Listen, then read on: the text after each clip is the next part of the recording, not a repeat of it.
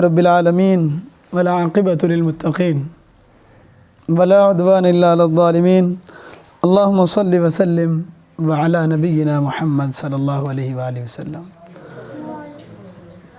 قال اللہ عز وجل فی محکم تنزیلہ بعد اعوذ باللہ من الشیطان الرجیم بسم اللہ الرحمن الرحیم الذین آتیناہم الکتاب یعرفونہ کما یعرفون ابناءہم وقال النبی صلی اللہ علیہ وآلہ وسلم من یرد اللہ به خیرا یفقہہ فی الدین او کما قال۔ معزز اساتذہ کرام اور انتہائی معزز طلباء کرام، آپ لوگ اللہ رب العالمین کی کتاب کے حفظ کرنے والے لوگ ہیں۔ آپ لوگ اللہ رب العالمین کی کتاب کو اپنے سینوں میں محفوظ کرنے والے لوگ ہیں۔ یہ کتاب کوئی عام کتاب نہیں ہے۔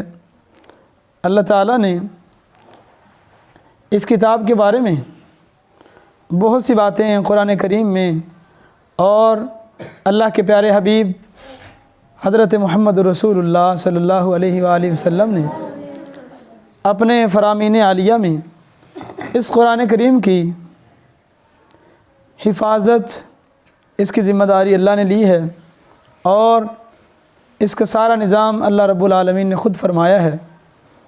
اور آپ طلباء کرام قرآن کریم حفظ کر رہے ہیں۔ آپ لوگ بڑے ہی عظیم لوگ ہیں اگر آپ اپنی عظمت کو سمجھیں۔ ہمارے ہاں اصل میں مسئلہ ہی یہ ہے، جہاں پر کام خراب ہوتا ہے ہم اپنی عظمت کو نہیں سمجھتے۔ آپ لوگ قرآن کریم کو حفظ کر رہے ہیں۔ یہ قرآن وہ کتاب ہے، نبی کائنات صلی اللہ علیہ وسلم نے فرمایا تھا جو بندہ قرآن کریم کا ایک حرف پڑھتا ہے اللہ رب العالمین اس کو 10 نیکیوں سے نوازتا ہے۔ تو آپ اگر اندازہ کریں دن میں کتنے حرف پڑھتے ہیں، آپ ماشاءاللہ ہزاروں حرف دن میں پڑھتے ہیں، تو آپ کتنی نیکیاں روزانہ سمیٹتے ہیں۔ اس سے پہلے اگر ہم اپنی نیتوں کی طرف دیکھ لیں تو نیتوں کو چیک کرنا بھی ضروری ہے۔ ہماری نیت کیا ہے؟ میں نے قرآن کریم کو حفظ کر کے کیا بننا ہے؟ صرف اپنے نام کے ساتھ حافظ کا لیبل لگانا ہے، یا میں نے قرآن کریم حفظ کرنے کے بعد اس قرآن کو سمجھنے کے لیے ترجمہ پڑھنا ہے، ایک جو کورس ہوتا ہے پراپر وہ کرنا ہے، اور اس قرآن کو پڑھ کے میرے علاقے میں اتنی جہالت ہے، جس علاقے سے میں آیا ہوں، جس گاؤں سے آیا ہوں، اس علاقے کو سنوارنا ہے۔ میرے دل میں ایک تڑپ ہے جو میں لے کر آیا ہوں، ادھر میں قرآن حفظ کر رہا ہوں، اس تڑپ کو دور کرنا ہے، اور لوگوں کو اس قرآن کے ذریعے سے، اس قرآن کے واسطے سے میں نے اللہ رب العالمین کے در کی طرف لے کر آنا ہے۔ میرے علاقے میں جہالت بہت ہے، میرے علاقے میں بدعات و خرافات بہت ہیں، میرے علاقے میں شرک بہت ہے، اور میرے علاقے میں حقوق العباد کی بڑی پامالی کی جاتی ہے۔ میں اس لیے قرآن کریم حفظ کر رہا ہوں کہ میں قرآن کریم حفظ کرنے کے بعد اس کی تبلیغ کروں گا، لوگوں کو پڑھاؤں گا، اور جیسے میں نے خود پڑھا ہے ایسے اچھا پڑھاؤں گا۔ میرے بھائیوں، ہم میں سے اکثر طلباء کرام ان کو اپنی سمت کا نہیں پتہ ہوتا۔ قرآن کریم حفظ کرنے کے بعد میں نے یہاں سے جا کر سیدھا 8ویں کلاس میں ایڈمیشن لے لینا ہے، یہ تو سب کو پتہ ہے، یا میں ادھر ہی ساتھ اسکول پڑھ رہا ہوں، میں نے جا کے 9 کلاس میں ایڈمیشن لے لینا ہے، 10ویں میں لے لینا ہے، یہ سارا ہمیں پتہ ہوتا ہے۔ اور میٹرک کے بعد میں فلاں کورس کر لوں گا تو میں اتنے پیسے کمانے لگ جاؤں گا، میں فلاں کورس کروں گا تو میرے اتنے پیسے آنے شروع ہو جائیں گے، میری اتنی سیلری لگ جائے گی۔ ہمیں اتنا پتہ ہوتا ہے، لیکن اگر ہمیں نہیں پتہ ہوتا تو ہمیں اپنے علاقے کے بارے میں نہیں پتہ ہوتا، اپنے معاشرے کے بارے میں نہیں پتہ ہوتا کہ جہاں پر میں نے آنکھیں کھولی ہیں، جہاں پر جس سوسائٹی علاقے میں رہتا ہوں میں، وہاں پر شرک کتنا ہے، وہاں پر لوگ گناہوں کی دلدل میں کتنے پھنسے ہوئے ہیں۔ تو میرے معزز طلباء کرام، اپنے دل میں پہلی بات تو یہ بٹھا لیں کہ میں قرآن کریم پڑھ رہا ہوں، اس قرآن کریم کو پڑھوں گا، یاد کروں گا، یاد کرنے کے بعد اس کا ترجمہ پڑھوں گا اور آگے میں اللہ کے پیغمبر علیہ الصلاۃ والسلام کے جتنے فرامین ہیں ان کو بھی پڑھوں گا، اور اپنے علاقے میں ایک عالم اور ایک مبلغ بن کے انشاءاللہ میں جاؤں گا۔ اپنی نیتیں صاف کر لیں۔ دوسری بات، آپ لوگ بڑے ہی بابرکت لوگ ہیں، یہ میں نہیں کہتا، اللہ کے پیارے حبیب سرور کونین جناب محمد صلی اللہ علیہ وسلم آپ فرماتے ہیں کہ جو بھی طالب علم، آپ اپنی قدر کو سمجھیں کہ آپ کیا چیز ہیں، قدر کو سمجھیں آپ۔ اصل میں ہمارا معاملہ ہی یہاں پر خراب ہوتا ہے جب ہم پڑھ رہے ہوتے ہیں، ہمیں اپنی سمت کا، اپنی ڈائریکشن کا نہیں پتہ ہوتا میں نے کیا بننا ہے، کیا کرنا ہے، اور میں یہاں پر آیا ہوں تو میں کس کی طرف سے آیا ہوں، میں کس وجہ سے یہاں پر آیا ہوں۔ میرے بھائیوں، آپ لوگ اللہ رب العالمین کے بڑے چنیدہ لوگ ہیں، ورنہ آپ دیکھیں آپ میں سے کچھ بڑے بھی ہیں اور کچھ چھوٹے ہیں۔ جو بڑے لوگ ہیں اگر ان کے والدین ان کو اپنے ساتھ کام پہ لے کے جائیں تو وہ کچھ شام کو کمائیں گے یا نہیں کمائیں گے؟ کچھ تو کمائیں گے نا، والدین کا ہاتھ بٹائیں گے یا نہیں بٹائیں گے؟ اگر وہ وقت ضائع کریں اور یہ وقت یہاں پہ رہنا، یہاں پہ رہائش، یہاں کا کھانا، یہاں کے اساتذہ، اور آپ پر بڑی محنت کرنے والے بڑے مشفق اساتذہ روزانہ نہیں ملتے اور جگہ جگہ میسر نہیں ہوتے، اللہ رب العالمین کا آپ جتنا بھی شکریہ ادا کریں اتنا ہی کم ہے۔ اور ایک بات کہ کل قیامت والے دن آپ یہاں پر رہ رہے ہیں، یہاں پر آپ کے رہنے کے بارے میں پوچھا جائے گا۔ آپ کیا سمجھتے ہیں کہ ہم نے وقت ضائع کر دیا، ایک دن ضائع کر دیا، ایک دن ضائع کر دیا تو ہمارے سے پوچھ نہیں ہوگی؟ نہ آپ نے ایک منٹ بھی ضائع کر دیا تو کل قیامت والے دن اللہ رب العالمین نے پوچھنا ہے۔ کس طرح سے پوچھنا ہے کہ آپ نے فلاں مدرسے میں آپ داخل ہوئے تھے، ایڈمیشن لیا تھا آپ نے وہاں پر 2 مہینے وہاں کا کھانا بھی ضائع کیا ہے، وہاں آپ نے وقت بھی ضائع کیا ہے، اساتذہ کی محنت بھی ضائع کی ہے، اساتذہ کے بھی ہاتھ ہوں گے، آپ کے گریبان ہوں گے، اور جو لوگ آپ کے اوپر لگانے والے ہیں ان کی نیت کیا ہوتی ہے؟ قرآن پڑھ رہے ہیں، لڑکے پڑھ کے جائیں گے، آپ کیا چاہتے ہیں کہ زیادہ وقت لگائیں تو ہم ان کو زیادہ ثواب دینا چاہتے ہیں؟ میرے بھائی، یہ نیتوں پر انحصار ہے سب باتوں کا۔ اللہ رب العالمین نے نیتیں دیکھنی ہیں، اگر ہماری نیت صاف ہوگی تو کل قیامت والے دن اللہ رب العالمین کے ہم سرخرو ہو کے اللہ کی جنت کے مہمان بن جائیں گے۔ اگر ہماری نیت میں کوئی فطور ہوا، نیت خراب ہوئی، تو اللہ رب العالمین نے ہماری پکڑ دکڑ ضرور کرنی ہے۔ اللہ ہم اس پکڑ دکڑ سے محفوظ فرمائے۔ اگلی بات، آپ معزز لوگ ہیں، آپ کو عزت اللہ کے پیارے حبیب جناب محمد رسول اللہ صلی اللہ علیہ وسلم نے عطا کی ہے۔ آپ فرماتے ہیں کہ طالب علم، قرآن کا طالب علم، حدیث کا طالب علم جب اپنے گھر سے نکلتا ہے تو اللہ رب العالمین کی رحمت والے، برکت والے جو فرشتے ہیں، نوری ملائکہ ہیں، وہ آپ کے پاؤں کے نیچے اپنے پر پھیلا دیتے ہیں، پر بچھا دیتے ہیں، اور سمندروں میں رہنے والی مچھلیاں، صحیح مسلم میں روایت ہے، سمندروں میں رہنے والی مچھلیاں، سمندر کی گہرائی میں پانی میں بسنے والی مچھلیاں آپ کے لیے رحمت اور بخشش کی دعائیں کرتی ہیں۔ یہ کس وجہ سے ہے؟ آپ قرآن پڑھنے والے ہیں، آپ حدیث پڑھنے والے ہیں، صرف اس وجہ سے ہے، ورنہ اور کسی کی شان میں یہ احادیث نہیں آئی۔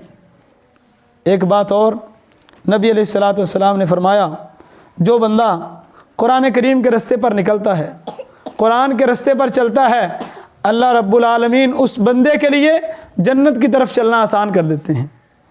آپ لوگ اللہ رب العالمین کے لیے نکلے ہیں تو اللہ رب العالمین نے آپ کے لیے جنت کے رستے کو آسان کر دیا ہے، آپ کو جنت کے رستے پر چلا دیا ہے۔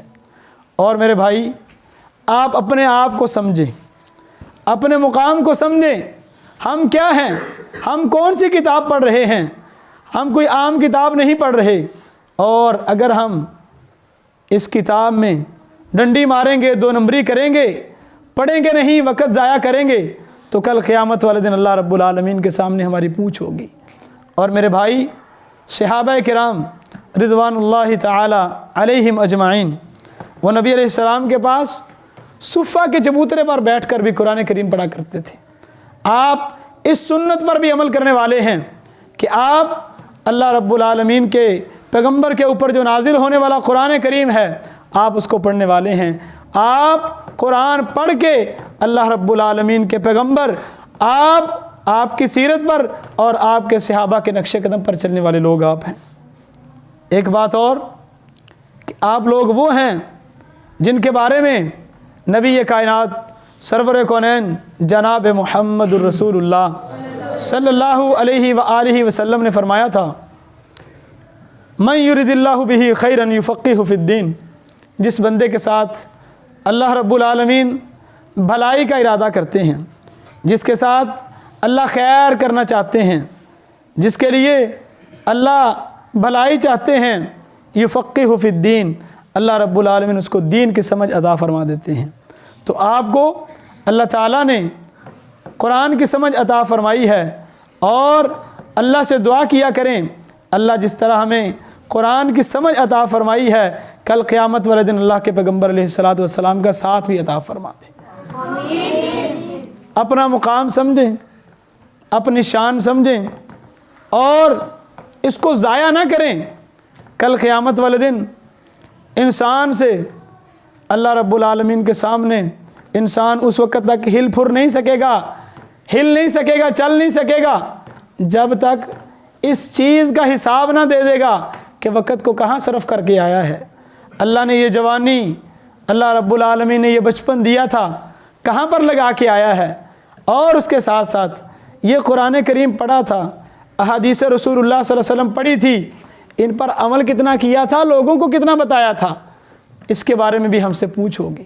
اس کی بھی تیاری رکھا کریں، لوگوں کو بھی بتائیں، اور اپنے یہاں اس مسجد بیت الرحمن، اس مرکز سدیس اکیڈمی میں آنے کا مقصد بھی سمجھیں کہ آپ یہاں پر کیوں آئے ہیں، آپ کے والدین کے دل کی کیا کیا خواہشات ہیں، کیا کیا تمنائیں ہیں، کیا آرزویں لے کر وہ دل میں بیٹھے ہیں۔